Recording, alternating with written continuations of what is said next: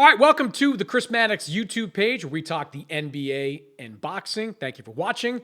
And while you're here, hit that subscribe button. I'll be offering up NBA and boxing commentary here on this page every single week. So we have to talk about the All-Star game. Not a great time for the NBA to have a bad moment because with no football, with no baseball, with college basketball yet to ramp up, this was the topic of the day for all the sports shows on Monday. Why was the All-Star game so bad? What can be done to fix it? Should the NBA eliminate the All-Star game entirely? If you were channel surfing on Monday, you got a lot of that on all the sports channels. And look, with good reason. This was as bad as you can get for All-Star games. Most points scored in a half, most points scored in an All-Star game history. First team to 200 points in an All-Star game. You had Luka Doncic shooting 70-footers at the end of the first half. Damian Lillard firing up half-court three-pointers. A lot of dunks, a lot of uncontested threes, just everything that Adam Silver did not want to have happen. I thought Silver summed it up pretty succinctly when he handed out the winner's trophy afterwards, when he said to the Eastern Conference All-Stars, well, congratulations. You scored the most points. You know Adam Silver had to have been seething while this game was playing out because it was just a day before that Adam Silver in his State of the NBA address all but assured that this was not going to happen. He said he talked to the Players Association, Joe Dumars, who's a top executive in the NBA. He talked to the Players Association. He said this was not going to happen. And it turned out worse than what we had last year. So, Silver had to hate that. A lot of people saying, fix it by doing this, fix it by doing that, eliminate it altogether. Doesn't matter. The All-Star game can't be fixed, and the All-Star game isn't going away.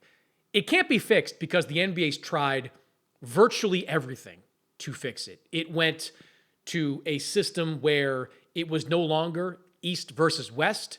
They had team captains drafting players live, supposedly great TV. They changed the scoring system where the game was scored by quarters. They changed the way to win the game by going with the Elam ending, which created a point total that teams had to get to end the game. They tried everything. It hasn't worked. It hasn't changed the fact that players aren't interested in a competitive game. That's not me speculating here. Go look at the comments Anthony Edwards made after the game. This is a young guy early in his all-star career, basically saying, you know what, I wasn't going to play that hard.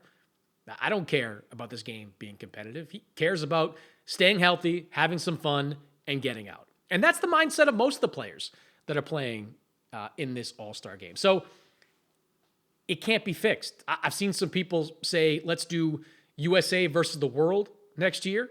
Kind of like that idea, but I don't think it's going to mean we get a more competitive game. Make a list of the least interested participants on All-Star Sunday. Luka Doncic and Nikola Jokic ranked pretty high on that list. Jokic was just goofing around from start to finish. And I think Doncic, once he realized he wasn't getting MVP, was kind of in that same boat. So I don't know that US versus the world is going to bring a competitive streak out of these players. So I think you just have to accept that it is what it is. And you have to accept it's not going anywhere. All the people out there that are saying, get rid of the All-Star game, replace it with kind of a Pro Bowl type flag football game or whatever, it's not going to happen because I don't know what the ratings are as I'm taping this. I'm guessing they're probably north of 5 million because, last year they were at 4.6 million. Year before that, they were about 6.4 million. They're probably somewhere in the middle this year. And with those ratings, the NBA is not going to get rid of the game because 5 million viewers is more than the NBA gets for almost every single regular season game. So why would the NBA wipe out a game that drives the kind of ratings the All-Star game does? They're not going to do it. So you have to accept two things. The All-Star game is going to be bad no matter what. And the All-Star game is not going anywhere. Now, All-Star Saturday night is something I think that can be retooled.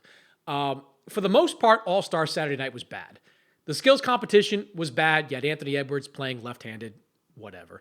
The dunk contest it needs to be mothballed at this point. Mac McClung is great, fun to watch, but when the two-time slam dunk champion is a guy that's played 4 games in the NBA, you know you've got a problem. And respect to Jaylen Brown for doing it, but you need guys on Jaylen Brown's level and above to participate in the All-Star game for it to be remotely relevant. So you've got to change that. You got to take that out, put it in mothballs. A couple things you can do. I thought that the Steph Curry versus Sabrina three-point contest was awesome. Sabrina Ionescu is a tremendous shooter. Steph Curry, the greatest shooter of all time. Watching them kind of go toe-to-toe with Sabrina knocking down 26, Steph knocking down 29, that was the best part of All-Star Weekend. And I think that's something that you can duplicate on WNBA All-Star Weekend. Do a rematch between Steph and Sabrina on WNBA All-Star Weekend, and then start to expand it. Like, here's an idea. Next year, you make it 2 NBA shooters and 2 WNBA shooters, where you could have potentially Caitlin Clark in the pros next year. Caitlin Clark, must-see TV, playing right now for Iowa. If she goes pro after the season, how much fun would it be to see Sabrina and Caitlin against Steph and Dame? You've got Steph. Remember, this game is going to be played in the Bay Area in San Francisco. You've got Steph playing in his home arena, and Damian Lillard, who's from Oakland, playing in his adjacent hometown. You've got so many storylines. It would be phenomenal. And it's a competition I could potentially see Sabrina and Caitlin winning. So I think you build on that, you expand it, you do that every single year moving forward. Now, an idea that I have mentioned in print a number of times is replacing the skills competition and maybe even replacing the dunk contest with a one-on-one competition. NBA players don't care about being the, quote, most skilled guy. They don't care about being the slam dunk champion. This is proven. Guys don't participate in these events, not like they used to. I think they might care about being the best one-on-one player in the NBA. The NBA is ultimately a one-on-one game. And all these guys in the offseason, when they play pickup games, they're playing a lot of one-on-one. And there's a sense of pride and a sense of accomplishment in being known as the best one-on-one player. You can play a King of the Court competition for people to remember that game on the blacktop. You can play any kind of round-robin type of tournament where it's one-on-one, guys switch out. I just think it's a can't-miss type of solution for the NBA All-Star Weekend. I think you're going to get guys like a Kevin Durant, like a Giannis, maybe even a LeBron, participating in a one-on-one competition. So I would love to see that become part of All-Star Saturday. I think if you add that, I think if you expand the NBA versus WNBA three-point contest, keep the regular three-point contest. I thought that was pretty good. Good TV, watching Dame at the end knock down those threes. If you do it that way, I think that'll make All-Star Saturday that much better. So that's my conclusion. All-Star Saturday can be salvaged, can be fixed, can be made better. All-Star Sunday, the game, don't count on it.